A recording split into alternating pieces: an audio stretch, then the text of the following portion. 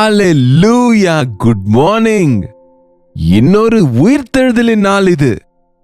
நம்முடைய ஆண்டவர் உயிரோடு இருக்கிறவர் என்று, அவர் மரணத்தை ஜெயித்து எழுந்தார் என்று, ஜீவனுள்ள தேவனை நாம் ஆராதிக்கிறோம் என்று நம்ம நினைவு கூறுகிற நாள் இது. ஆலயத்துக்கு செல்ல ஆயத்தமாகவும் அதற்கு முன்பு ஒரு சிறிய வசன தியானம். பரிசுத்தரே உமக்கு நன்றி தகப்பனே,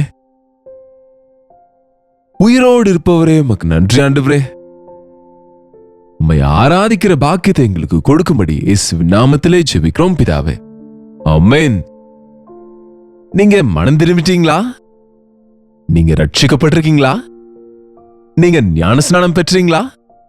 நீங்கள் ஒவ்வொரு வாரமும் தவறாமல் தேவனுடைய ஆலயத்துக்கு போகிறீர்களா?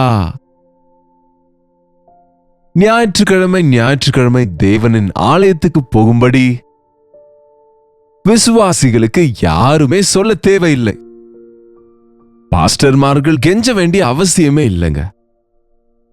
நீங்க தேவனுடைய பிள்ளையா இருந்தால், தேவனுடைய வசனத்திற்கேற்றபடி வாழ்கிற நபரா இருந்தால், உங்களை ரட்சித்த, உங்களை மீட்டெடுத்த ஆண்டவரை நீங்க ஆராதிப்பீங்க, எப்பொழுது என்று காத்து கொண்டு இருப்பீங்க. முதல்ல சொல்ல போனால், தேவாலயம் என்பது ஏதோ ஒரு இடத்துல கட்டிடமா இருப்பது அல்ல. நாம தான், நம்முடைய சரீரமே அவர் ஆலயம். ஒரு முறை வேதத்தை திருப்பிக் கொள்ளுங்க. கொரிந்தியருக்கு எழுதின 2வது நிருபம்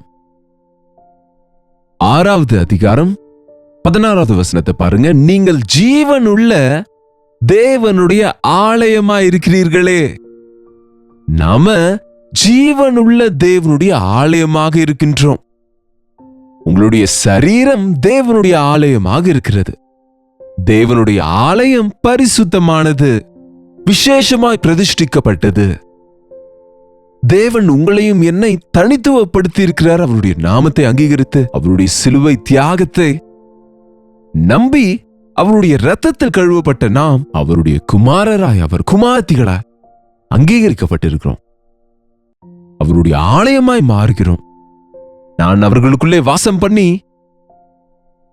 பண்ணி அவர்களுக்குள்ளே உலாவி, அவர்கள் தேவனாயிருப்பேன், அவர்கள் என் ஜனங்களாயிருப்பார்கள். ஆனபடியால் நீங்கள் அவர்கள் நடுவிலிருந்து புறப்பட்டு பிரிந்து போய் அசுத்தமானதை தொடாதிருங்கள் என்று கர்த்தர் சொல்கிறார்.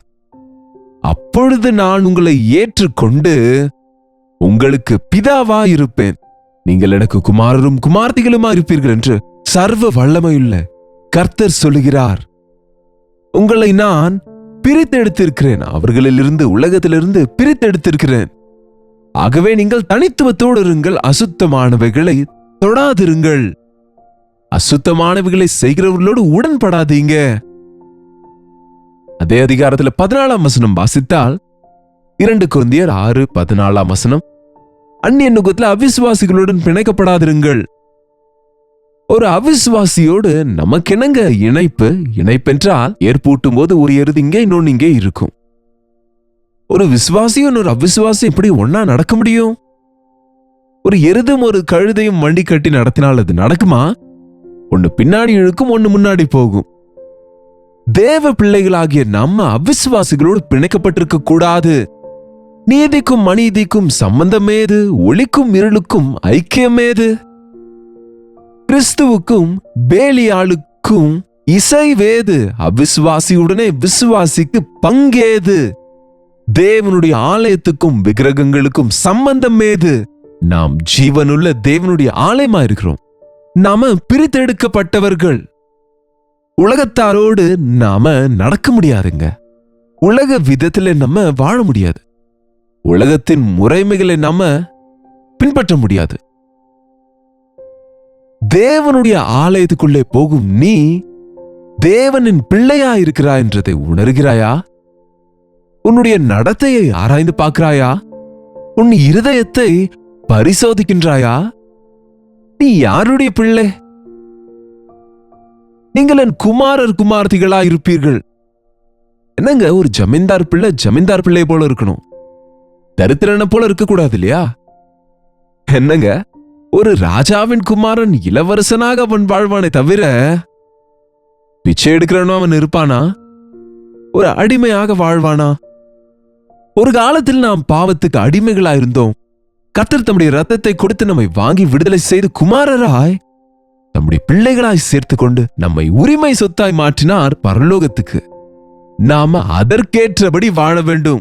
ஒரு முறை கொலோசியருக்கு எழுதின நிருபம் 3ஆம் அதிகாரம் 12வது வசனத்தை பார்த்தால், ஆகையால் நீங்கள் தேவனால் தெரிந்து கொள்ளப்பட்ட பரிசுத்தரும் பிரியருமாய் இருக்கிறவர்களுக்கு ஏற்றபடி, யாருங்க நம்ம? தேவனாலே தெரிந்து கொள்ளப்பட்டவர்கள், பரிசுத்தர்கள், தேவனுக்கு பிரியமானவர்கள். அதற்கு ஏற்றபடி நம்முடைய வாழ்க்கை இருக்க வேண்டும். நான் தெரிந்து கொள்ளப்பட்டவன், நான் பிரித்து எடுக்கப்பட்டவன், என்னை நேசிக்கிற ஆண்டவர் இருக்கிறார், என் ஆண்டவருக்கு நான் பிரியமானவன், என்னுடைய ஆண்டவரை நான் சந்தோஷப்படுத்தணும், என் ஆண்டவரை போல வாழ வேண்டும் என்ற ஆசை கிறிஸ்தவனுக்கு இருக்கணுங்க. நீங்கள் உருக்கமான இரக்கத்தையும் தயவையும் மனத்தாழ்மையையும் சாந்தத்தையும் நீடிய பொறுமையையும் தரித்து கொள்ளுங்கள். தரித்து கொள்ள சொல்லுகிறார். இது உள்ள இருந்து வராதுங்க. நம்ம மனசுக்குள்ள இருந்து, நம்ம இதயத்திலிருந்து தீயவைகள் தான் வெளியே வரும். இதைத்தான் விட்டுவிட வேண்டும். நம்ம அறிக்கை செய்து கிறிஸ்து கொடுக்கின்ற இந்த விலையேற பெற்ற தெய்வீக குணங்களை நாம தரித்து கொள்ள வேண்டும்.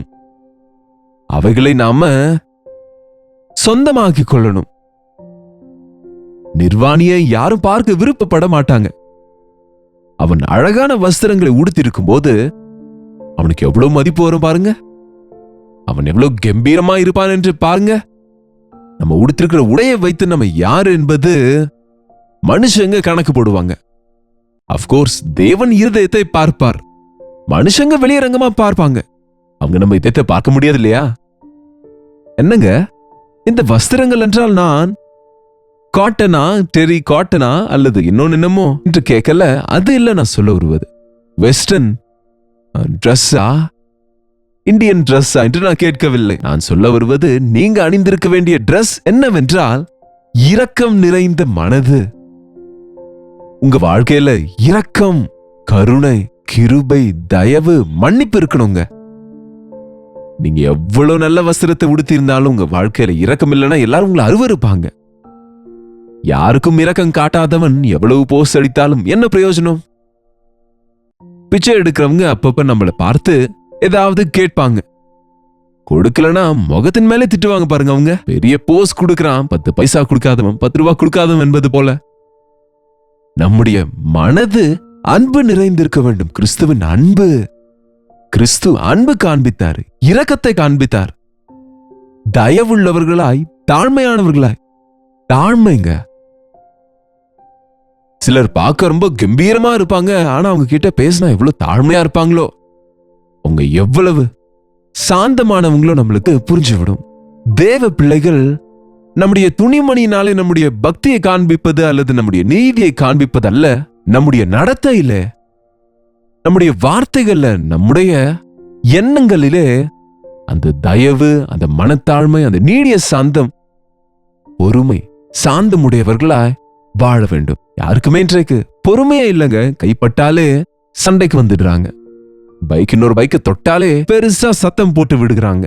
தப்பு அவங்களுடையதா இருந்தாலும் மற்றவனை திட்டுவது இந்த மனிதனுடைய இயல்பாக இருக்கிறது. தேவ பிள்ளைகளாகிய நம்ம ஒவ்வொருவரோடும் சண்டை போடுகிறவர்களாய், அனாவசியமான வியாக்கியானங்கள் செய்கிறவர்களாய், அவசியமில்லாத சண்டை போடுகிறவர்களாக, அவசியமில்லாத விஷயத்துல தலையிடுகிறவர்களாக இருக்கக்கூடாது. நம்ம சமாதானப்படுத்துகிறவங்களா இருக்கணுமே தவிர சண்டை கொண்டு வருகிறவங்களா இருக்கக்கூடாது.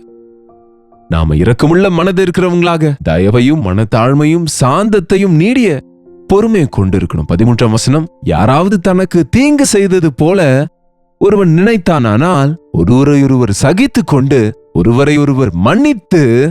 என்னங்க, யாராவது நமக்கு தீங்கு செய்தாலும் கூட பதில் தீங்கு செய்யக்கூடாது. தயவு செய்து கவனிங்க. நீங்க உண்மையிலே தேவ பிள்ளைகளா இருந்தா உங்களுக்கு தீங்கு செய்கிறவர்களுக்கு நீங்க தீங்கு செய்தா நீங்க சாத்தானின் பட்சமா இருக்கிறவங்க தான். நன்மை செய்கிறவர்களுக்கு நன்மை செய்வதனால பிரயோஜனம் என்ன இருக்கு? தீமை செய்கிறவங்களுக்கு நன்மை செய்யுங்க. நன்மையினாலே தீமை வெல்லை என்று தேவனுடைய வசனம் சொல்லுகிறது. உங்களுக்கு தீமை செய்தால் யாராவது, இந்த காலத்துல இந்த ஃபேக் நியூஸ்னால எவ்வளவு பேர் மத்தவங்க பெயரை கெடுக்க வேண்டும் என்று அந்த நபருடைய குணத்தை தவறாக எல்லாருக்கும் காட்டும்படியாக அவங்க மானத்தை வாங்க வேண்டும் என்ற எண்ணத்தோடு போஸ்டுகளை வைப்பாங்க. உண்மையிலேயே அப்படிப்பட்டதை தாங்குவது ரொம்ப கஷ்டங்க.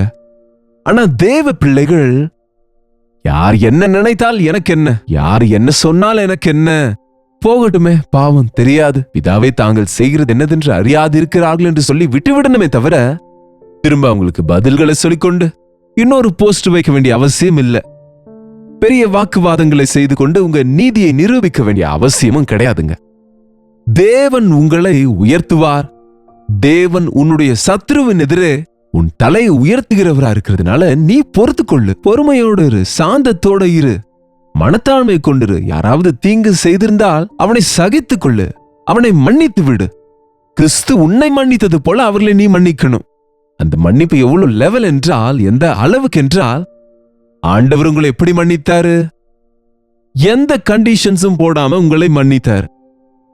இதென்ன அது என்ன என்று நீங்க சொல்லுவதற்கு என்கொயரி செய்யாமல் உங்களை இலவசமாய் மன்னித்தார். உங்க பாவங்கள் எல்லாவற்றையும் மன்னித்தார்.